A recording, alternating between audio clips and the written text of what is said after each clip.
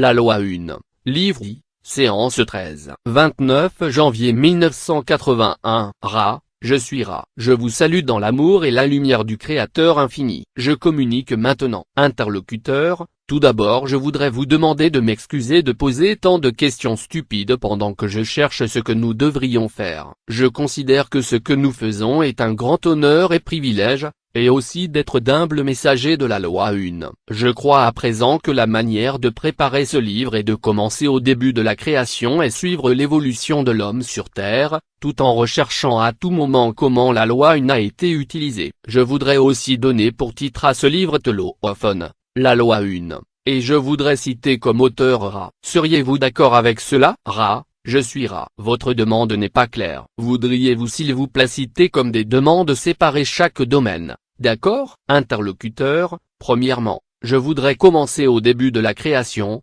aussi loin que nous pourrons remonter, et suivre le développement de l'homme jusqu'au temps présent. Est-ce acceptable? Ra, je suis Ra. Ceci est complètement votre discernement / compréhension / décision. Interlocuteur, deuxièmement, je voudrais intituler le livre Telophone, auteur Ra. Est-ce que c'est acceptable? Ra, je suis Ra. Le titre du livre est acceptable. La composition en provenance du complexe vibratoire sonore Ra est, dans notre distorsion de compréhension, incomplète. Nous sommes des messagers. Interlocuteur, pouvez-vous dire alors qui devrait être l'auteur du livre? Ra, je suis Ra. Je peux seulement demander que si votre discernement / compréhension suggère l'utilisation du complexe vibratoire sonore, Ra, la phrase, en humble messager of Telophone, un humble messager de la loi 1, soit ajoutée. Interlocuteur, merci. Pouvez-vous me parler de la première chose connue dans la création? Ra, je suis Ra. La première chose connue dans la création est l'infini. L'infini est création. Interlocuteur, de cet infini doit donc provenir ce que nous expérimentons comme la création. Quelle a été l'étape suivante,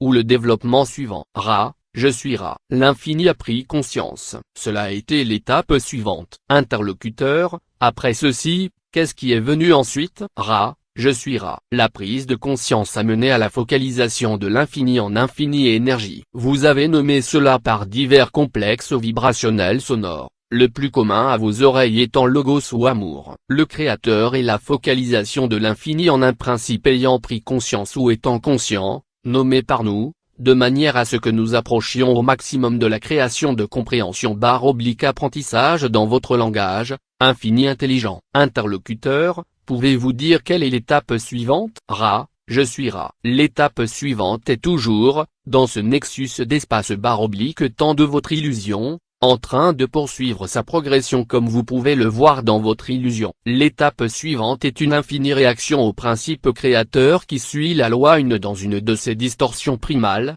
la liberté dans volonté. Ainsi, de très nombreuses dimensions, en nombre infini, sont possibles. L'énergie voyage à partir de l'infini intelligent en premier lieu à cause du déferlement d'une force créatrice randomisée, celle-ci créant ensuite des modèles qui, en style holographique, apparaissent comme la création tout entière, indépendamment de la direction ou de l'énergie explorée. Ces modèles d'énergie commencent alors à réguler leur propre, dirons-nous, rythme et champ d'énergie locaux, créant ainsi des dimensions et des univers. Interlocuteur, pouvez-vous alors me dire comment la galaxie et les systèmes planétaires ont été formés? Ra, je suis Ra. Vous devez imaginer un grand saut de pensée dans cette demande, car au stade de la dernière demande les univers, comme vous dites, physiques, ne sont pas encore nés. Les énergies ont voyagé en modèles de plus en plus intelligents jusqu'à ce que l'individualisation de diverses énergies émanant du principe créateur de l'infini intelligent soit devenue telle qu'elle soit des co-créateurs. C'est ainsi que ce qui est appelé matière physique a commencé. Le concept de la lumière est capital pour saisir ce grand saut de pensée car cette distorsion vibrationnelle de l'infini est la pierre sur laquelle est construite ce qui est connu comme la matière, la lumière étant intelligente et pleine d'énergie, étant ainsi la première distorsion de l'infini intelligent qui a été appelée par le principe créateur. Cette lumière d'amour a été faite de manière à avoir dans ses occurrences d'actualité, 1. Certaines caractéristiques, parmi lesquelles l'entière infini paradoxalement décrit par la ligne droite, comme vous l'appelleriez. Ce paradoxe est responsable de la forme des diverses entités d'illusion physique que vous appelez système solaire, galaxies, et planète à révolution et tendant au lenticulaire. Interlocuteur, je pense que j'ai fait une erreur en devançant le processus que vous étiez en train de décrire. Serait-il utile de combler ce grand fossé dû à l'erreur que j'ai faite? Ra, je suis Ra. J'ai essayé de combler le fossé. Mais vous pouvez me questionner de toute manière que vous estimez appropriée. Interlocuteur, en prenant la question juste avant celle que j'ai posée à propos des galaxies et planètes, me dire quelle a été l'étape suivante à partir de là? Ra, je suis Ra. Les étapes, comme vous les appelez, sont, au moment de la question, simultanées et infinies. Interlocuteur, pouvez-vous me dire comment l'infini intelligent est devenu, dirons-nous, j'ai du mal avec la langue, comment l'infini intelligent est devenu individualisé à partir de lui-même? Ra, je suis Ra. Ceci est une question appropriée. L'infini intelligent a discerné un concept. Ce concept a été discerné comme étant liberté de volonté de prise de conscience. Ce concept est la finitude. Cela a été le paradoxe premier et primal ou distorsion de la loi 1. Ainsi, l'infini intelligent s'est investi dans une exploration de la multiplicité. Étant donné les infinies possibilités de l'infini intelligent,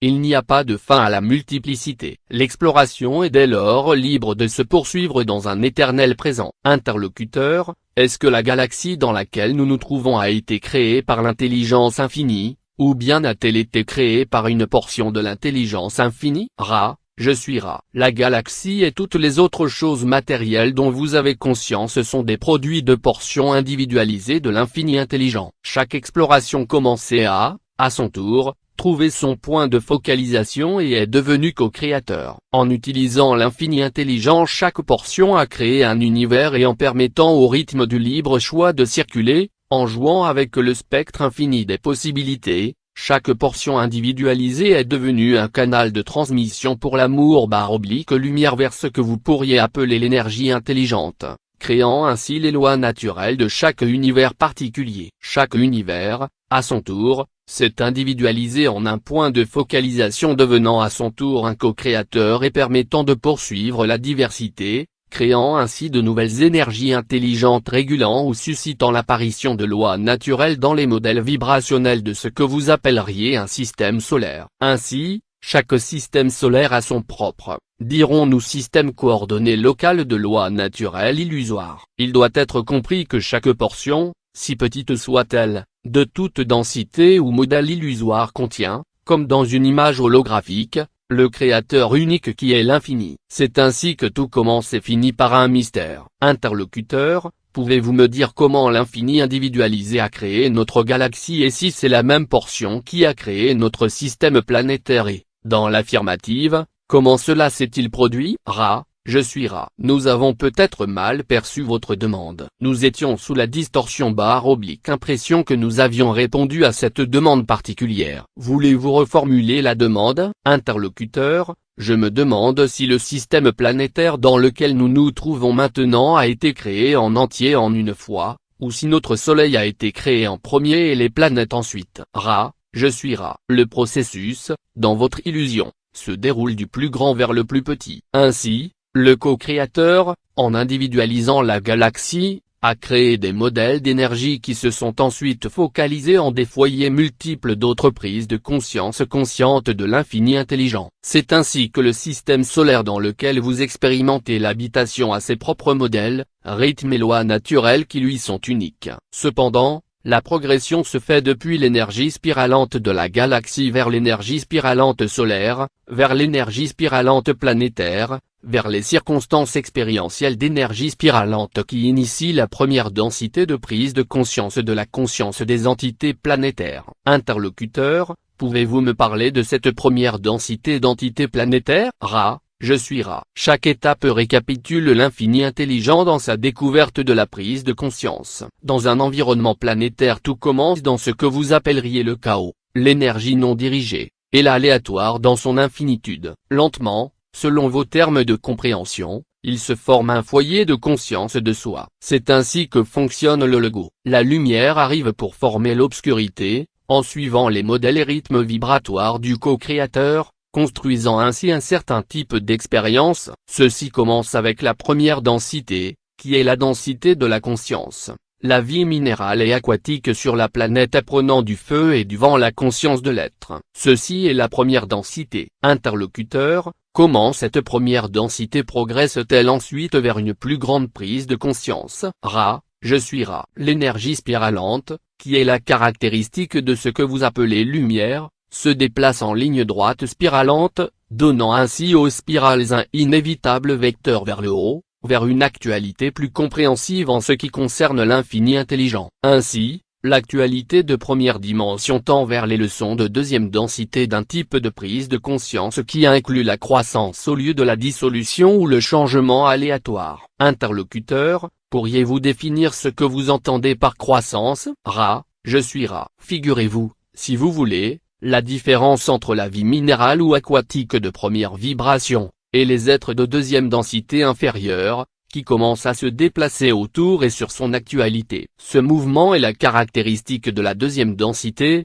l'inclination à la lumière et la croissance. Interlocuteur, par inclination à la lumière qu'entendez-vous? Ra, je suis Ra. Un exemple très simpliste de croissance de deuxième densité inclinant à la lumière est celui de la feuille qui se tend vers la source de lumière. Interlocuteur, y a-t-il une quelconque différence physique entre première et deuxième densité? Par exemple, si je pouvais voir côte à côte une planète de première densité et une planète de deuxième densité, dans ma condition présente, est-ce que je les verrais toutes les deux? Est-ce qu'elles seraient toutes deux physiques pour moi? Ra, je suis Ra. C'est exact. L'octave complète de vos densités serait clairement visible si de la quatrième à la septième ne choisissait pas de ne pas être visible. Interlocuteur, alors comment est-ce que la deuxième densité progresse vers la troisième? Ra, je suis Ra. La deuxième densité aspire à la troisième densité qui est la densité de la conscience de soi ou prise de conscience de soi. Cette inclination a lieu par l'intermédiaire des formes de deuxième densité qui sont investies par des êtres de troisième densité ayant une identité dans la mesure où elles deviennent des complexes mental/corps conscient de soi, devenant ainsi des complexes mental/corps/esprit et entrant en troisième densité, la première densité où il y a conscience de l'esprit. Interlocuteur, quel est le niveau de densité de notre planète Terre en ce moment? Ra, je suis Ra. La sphère sur laquelle vous vous trouvez est de troisième densité dans son actualité de complexe mental/corps/esprit. Elle est maintenant dans un continuum espace/temps de quatrième densité. Cela provoque une moisson plutôt difficile. Interlocuteur, comment une planète de troisième densité devient-elle une planète de quatrième densité? Ra, je suis Ra. Ceci sera la dernière question complète. La quatrième densité est, comme nous l'avons dit, aussi régulière dans son approche que le marteau de l'horloge qui frappe l'heure. L'espace/temps de votre système solaire a permis à cette sphère planétaire de spiraler vers l'espace/temps d'une configuration vibrationnelle différente. Ceci a pour effet que la sphère planétaire est à même d'être moulée par ces nouvelles distorsions. Cependant, les formes pensées de vos peuples pendant cette période de transition sont telles que les complexes mental/corps/esprit, tant des individus que des sociétés, sont éparpillés dans tout le spectre au lieu d'être devenus capables de saisir l'aiguille, dirons-nous, et de pointer la boussole dans une direction. Ainsi, l'entrée dans la vibration de l'amour, parfois appelée par vos peuples la vibration de la compréhension, n'est pas effective pour votre complexe sociétal présent. Dès lors, la moisson sera telle que beaucoup répéteront le cycle de troisième densité. Les énergies de vos missionnés, de vos instructeurs, et de vos adeptes en ce moment, sont toutes orientées vers une augmentation de la moisson. Cependant, il y en a peu à moissonner. Interlocuteur, je voudrais vous demander de m'excuser de poser parfois des questions inappropriées. Il est parfois difficile de poser précisément la bonne question. Je ne veux pas revenir sur un terrain que nous avons déjà couvert. Je remarque que cette période est légèrement plus courte que les séances de travail précédentes. Y a-t-il une raison à cela? Ra, je suis Ra. L'énergie vitale de cet instrument est plutôt faible. Interlocuteur, je déduis de cela que ce serait une bonne idée de ne pas avoir une autre séance aujourd'hui. Est-ce exact? Ra, je suis Ra. C'est bien d'avoir une séance plus tard s'il est acceptable que nous surveillions cet instrument et cessions de l'utiliser quand il devient faible en matériau dans lequel nous puisons. Nous ne voulons pas épuiser cet instrument. Interlocuteur, Ceci est toujours acceptable pour n'importe quelle séance. Je vais poser ma dernière question. Est-ce que nous pouvons faire quelque chose pour augmenter le confort de cet instrument ou aider à cette communication? Ra, je suis Ra. C'est bien. Chacun est extrêmement consciencieux. Poursuivez ainsi. Je suis Ra. Je vous laisse dans l'amour et la lumière du Créateur infini unique. Allez, réjouissez-vous dans la puissance et la paix du Créateur unique. Adonné. 1. Original, Bingasen DT.